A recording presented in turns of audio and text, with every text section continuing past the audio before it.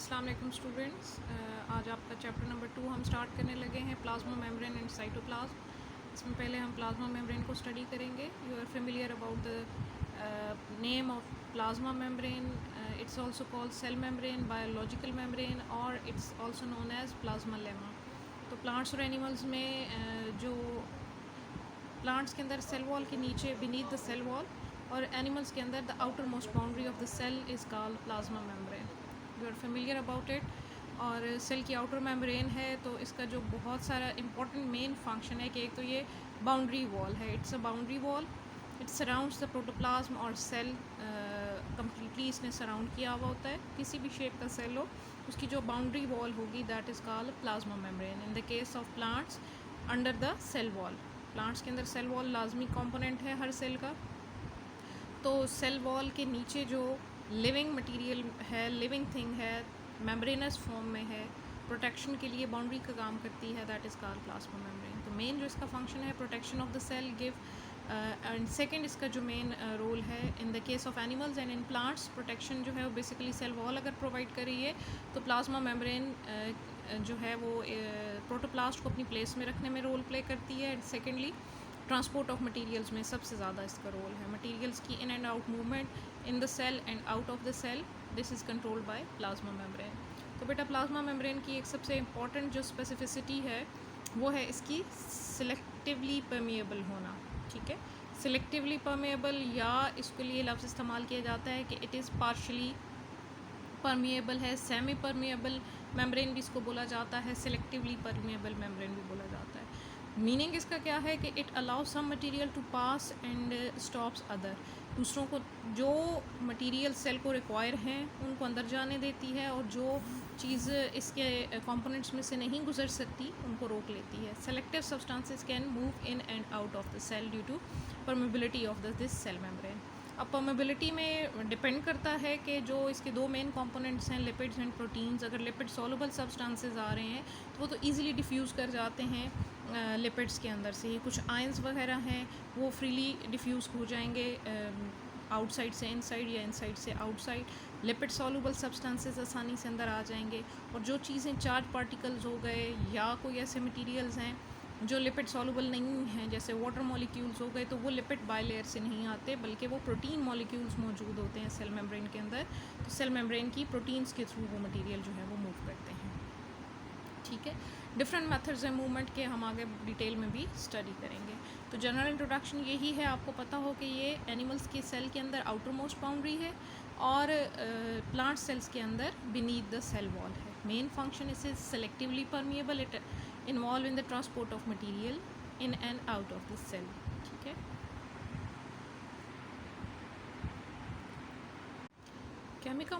Chemical composition of plasma membrane को अगर देखें तो इसमें दो मेन कंपोनेंट हमें नज़र आते हैं, प्रोटीन्स और लिपिड्स। लिपिड्स में भी फॉस्फोलिपिड्स हैं जो प्लाज्मा मेम्ब्रेन की स्ट्रक्चर को कंस्ट्रक्ट करते हैं। 40% बाय परसेंटेज मौजूद होते हैं फॉस्फोलिपिड्स और 60% मॉलिक्यूल्स मौजूद होते हैं प्रोटीन्स के। ठीक है, लार्जर साइज़ के होते हैं। तो इनकी दोनों के कॉम्बिनेशन से प्लाज्मा मेम्ब्रेन का स्ट्रक्चर जो है वो फॉर्म होता है। लिपिड्स में जो फॉस्फोलिपिड्स हैं आपने पढ़ा हुआ है, उसके दो पार्ट्स होते हैं, हेड एंड टेल। टेल उसकी दो फैटी एसिड्स की चेन है और हेड जो है वो बेसिकली फॉस्फेट ग्रुप जो होता है हाइड्रोफिलिक है और वहाँ पे वाटर लविंग पोर्शन ऊपर वाली साइड पे आ जाता है और नीचे जो दो हाइड्रोफोबिक टेल्स हैं वो इनर साइड पे होती हैं। देन प्रोटीन मॉलिक्यूल्स हैं बेटा, प्रोटीन से डिफरेंट फंक्शन बेसिकली ट्रांसपोर्ट में रोल प्ले कर रही हैं। तो ये मौजूद होती हैं, सरफेस के ऊपर भी हो सकती हैं, एम्बेडेड भी हो सकती हैं और पूरे के पूरे सेल मेम्ब्रेन को ऊपर और नीचे क्रॉस करती हुई भी हो सकती हैं। तो इसी बेस पे इनके नाम एक्सट्रिंसिक और इंट्रिंसिक प्रोटीन्स रखी जाती हैं।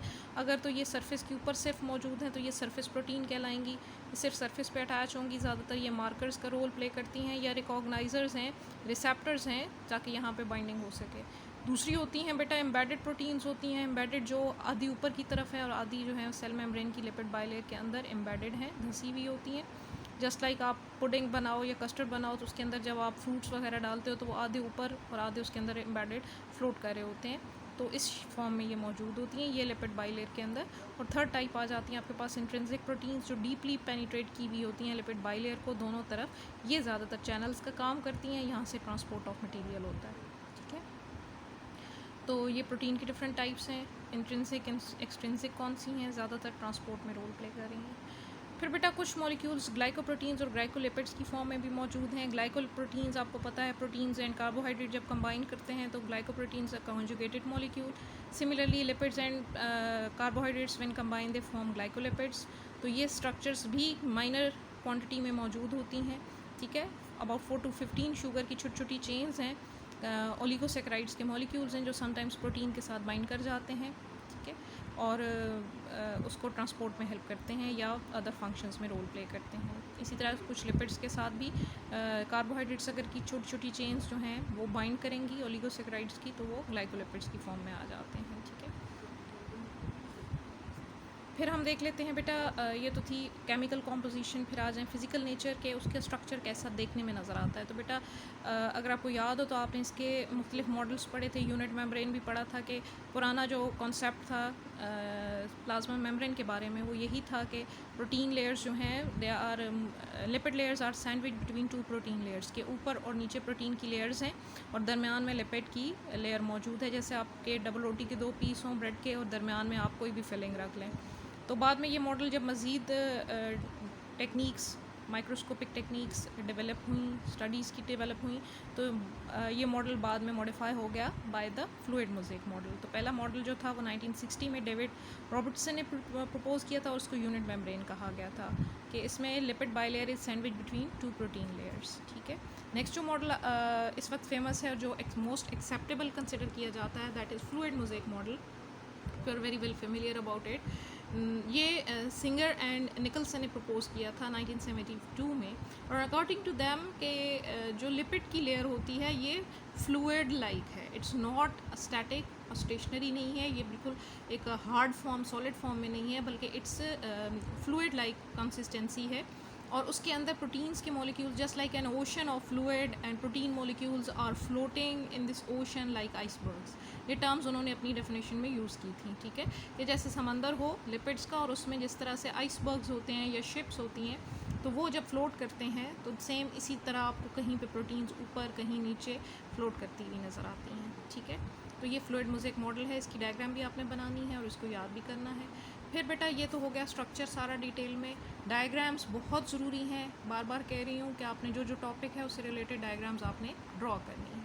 फंक्शंस पे आ जाएं तो फंक्शंस मेन रोल जो है वो प्रोटेक्शन, एनिमल्स के केस में तो मेन आउटर कवरिंग ही यही है, लेकिन प्लांट्स में वो प्रोटेक्शन का रोल ज़्यादातर सेल वॉल ने ले लिया है, तो इनके अंदर ज़्यादातर ट्रांसपोर्ट में प्लाज्मा मेम्ब्रेन का मेन रोल है।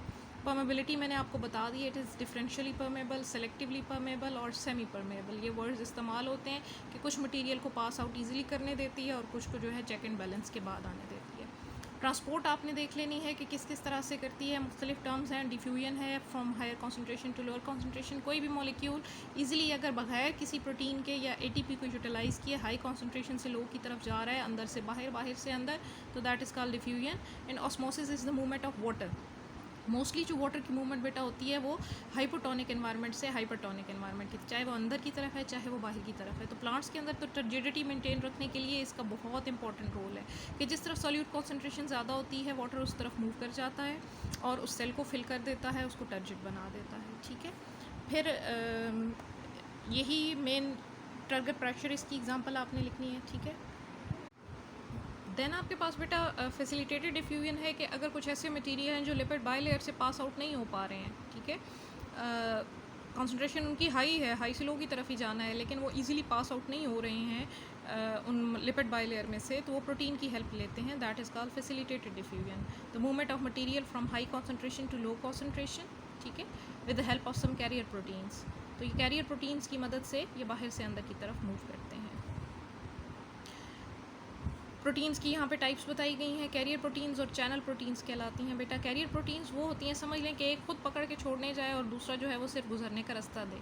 तो ये आसान लफ्ज़ों में हम कह सकते हैं कैरियर प्रोटीन्स जो हैं ये उनके साथ बाइंड कर जाती हैं सॉल्यूट के साथ और उसको ट्रांसपोर्ट करके अंदर तक छोड़ के आती हैं। जबकि जो दूसरी हैं चैनल प्रोटीन्स वो अपनी जगह पे ही रहती हैं और उसके दरमियान से चार्जेस वगैरह या मटेरियल जो है वो पास आउट हो जाता है, दरमियान में रास्ता होता है, वाटर फिल्ड कैविटी बन जाती है क्योंकि ये हाइड्रोफिलिक होती हैं, तो वो मटेरियल आसानी से वाटर में डिफ्यूज़ होकर अंदर की तरफ आ जाते हैं, ठीक है।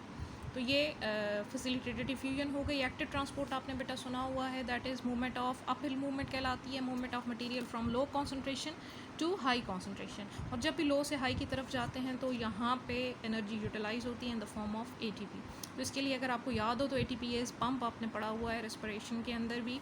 तो सेल मेम्ब्रेन के अंदर माइटोकॉन्ड्रियल मेम्ब्रेन या आपने क्लोरोप्लास्ट की मेम्ब्रेन अगर याद हो तो वहाँ पे आपने केमियोस्मोसिस में ये पंप देखे थे हाइड्रोजन आयन को पंप करने के लिए। तो यहाँ पे एटीपी का एक मॉलिक्यूल यूज़ होता है और ये हाइड्रोजन आयन जो है वो अंदर से बाहर या बाहर से अंदर मूव करते हैं। ये इसकी एग्जांपल है, movement of material from low concentration to high by utilizing energy. फिर बेटा एक और टाइप आ जाती है जिसको आपने साइटोसिस पढ़ा था, movement of material in the form of vesicles और वैक्यूल्स, के वैक्यूल्स की शक्ल में मेम्ब्रेन खुद उसके ऊपर बाउंड कर जाए और उसको अंदर ट्रांसफ़र कर दे। ठीक है, इस दौरान पिंच ऑफ होती है मेम्ब्रेन। फॉर एग्जांपल अगर अंदर से मटेरियल ने बाहर जाना है तो मेम्ब्रेन बाहर की तरफ ऐसे बबल बनाएगी, मटेरियल उसके अंदर जाएगा और वो बबल कट के पूरा मेम्ब्रेन, अब इसके ऊपर सेल मेम्ब्रेन का भी पार्ट चला गया।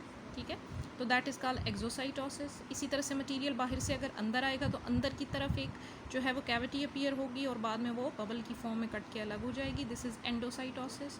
तो ये ट्रांसपोर्ट कहलाती है वेजिकल मीडिएटेड ट्रांसपोर्ट और साइटोसिस। ठीक है, पहले आपने इसका नाम साइटोसिस पढ़ा था। टू मेन टाइप्स हैं exocytosis, movement of material from inside of the cell to outside the cell in the form of vacuole, इसको एक्सोसाइटोसिस कहते हैं। और movement of material from outside to inside in the form of vacuole is called endocytosis. फिर इसके आगे से दो types थी कि अगर लिक्विड मटेरियल अंदर आ रहा है तो दैट इज़ पाइनोसाइटोसिस, और अगर सॉलिड मटेरियल अंदर आ रहा है तो दैट इज़ कॉल्ड फेगोसाइटोसिस। ठीक है, फिर यहाँ पे एक टर्म नज़र आ रही है रिसेप्टर मीडिएटेड एंडोसाइटोसिस के sometimes some proteins are involved in the movement of these vesicles. इन वेजिकल्स को अंदर लाने के लिए सर्टन रिसेप्टर्स होते हैं कि पहले वो एक ख़ास सरफेस प्रोटीन्स के साथ बाइंड करेंगे and then they move inward. ठीक है, फिर वो वैक्यूल की फॉर्म में अंदर मूव करेंगे। इसकी एग्जांपल वो दे रहे हैं, नोड्यूल फॉर्मिंग रूट्स हैं कि जब रूट्स के अंदर बैक्टीरिया ने एंटर होना होता है, नाइट्रोजन फिक्सिंग बैक्टीरिया ने एंटर होना होता है, लेग्यूमिनोजी फैमिली के अंदर बात हो रही है, तो उसकी रूट्स के अंदर बैक्टीरिया का एंटर होना, यानी पहले उस रूट की सरफेस के ऊपर सेल मेम्ब्रेन के ऊपर रिसेप्टर प्रोटीन्स हैं, राइजोबियम बैक्टीरिया उसके साथ बाइंड करेगा and then it moves into the root cells के अंदर, जो नोड्यूल है उसके अंदर वो शिफ्ट हो जाएगा। इसकी एग्जांपल में आप ये लिख सकते हो। तो ये मेन फंक्शंस थे। फिर यहाँ पे सेल टू सेल कम्युनिकेशन है। प्लांट्स के केस में दो तरह की कम्युनिकेशन हो रही है, सिग्नलिंग की फॉर्म में कि केमिकल सिग्नल्स हैं एक सेल से दूसरे सेल, दूसरे से पॉजिटिव नेगेटिव चार्जेस की फॉर्म में भी हो सकते हैं, और दूसरा साइटोप्लाज्मिक कनेक्शन है कि एक प्लांट सेल और दूसरे प्लांट सेल की वॉल में दरमियान में छोटा सा साइटोप्लाज्मिक कनेक्शन होता है कि इसका मटेरियल फ़्लो करके यहाँ पे और इसका फ़्लो करके इस तरफ आ सकता है। समझ लें दो कमरों के दरमियान आपने छोटी सी खिड़की बनाई हुई है जहाँ से आप चीज़ें इधर उधर शिफ्ट कर सकते हैं। तो दैट इज़ कॉल्ड प्लाज्मोडेस्माटा, वो जो साइटोप्लाज्मिक कनेक्शन है, तो वहाँ से भी सेल से एक से दूसरे के दरमियान मटीरियल शिफ्ट हो सकते हैं। तो this is all about today's lecture. आपने इसको याद करना है, नोट्स बनाएं, प्रॉपर्ली नोट्स बनाएं। इससे की बहुत अच्छी पिक्स वगैरह आपकी जोलॉजी ए की बुक में मौजूद थी, वहाँ से आपने उनकी डायग्राम्स भी हर टॉपिक के साथ ड्रॉ करनी है। जो ट्रांसपोर्ट लिखेंगे उसको बाकायदा डायग्रामेटिकली और एग्जांपल्स के साथ एक्सप्लेन करना है। इंशाल्लाह कल हम नेक्स्ट साइटोप्लाज्म वाला टॉपिक करेंगे। ठीक है।